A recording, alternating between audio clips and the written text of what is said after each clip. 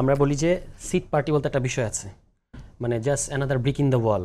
এরকম রাজনৈতিক দল, এরকম সাইনবোর্ড অনেক আছে বাংলাদেশে। কেউ আওয়ামী লীগের সময় আওয়ামী লীগের সাথে, বিএনপির সময় বিএনপির সাথে, জামাতের সুবিধা পেলে ওখানে এগুলো করে। আমরা তো সে ধরনের দল না। আমরা সবসময় বলেছি, কনসিস্টেন্টলি বলেছি, আমরা রাজনীতিতে আলাদা ব্লক হতে চাই, আলাদা সেন্টার হতে চাই, আলাদা ভরকেন্দ্র হতে চাই।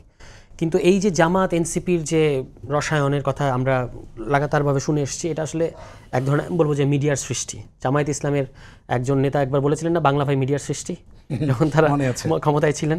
তো ওইটা ছিল ওটা বাংলা ভাই মিডিয়ার সৃষ্টি না, কিন্তু জামায়াত এনসিপির রসায়নটা আসলে মিডিয়ার সৃষ্টি, ঠিক আছে। কিন্তু আমি বলি, আমরা সংস্কারের প্রশ্নে আমাদের যে অবস্থান, সেটা হয়তো অন্যান্য অনেক দলের সাথে আমাদের মিল ছিল। যেমন গণ অধিকারের সাথে অনেক প্রশ্ন আমাদের মিল হয়েছে, গণসংহতির সাথে মিল হয়েছে, এবি পার্টির সাথে মিল ছিল। এখন কিন্তু এটা আলাদা করে জামায়াতের সাথে বলা হয়েছে। কিন্তু যখন যে সকল প্রশ্নে আমাদের বিএনপির সাথে মিলে গেছে, ওটা কিন্তু আবার বলা হয়নি। কারণ এটা আমি বারবার বলেছি যে আগে ছিল আওয়ামী লীগ একদিকে আর বিএনপি হাইফেন জামাত, এভাবে দেখানো হতো।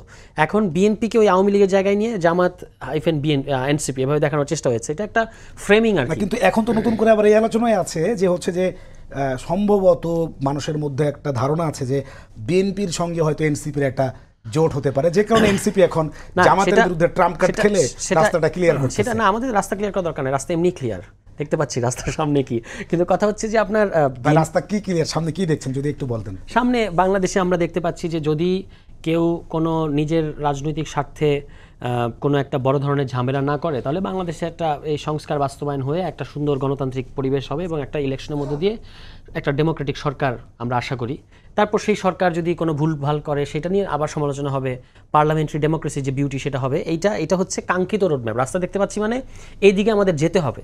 এখন এর মধ্যে যদি কারোর এই যে নির্বাচন হতে দেবো না, বানচাল করব, এই ধরনের যে ভাষা অনেক রাজনৈতিক দল বলে ফেলে, আজকেও জামায়াতের সমাবেশ থেকে বলা হয়েছে, সেটা হলে আলাদা বিষয়।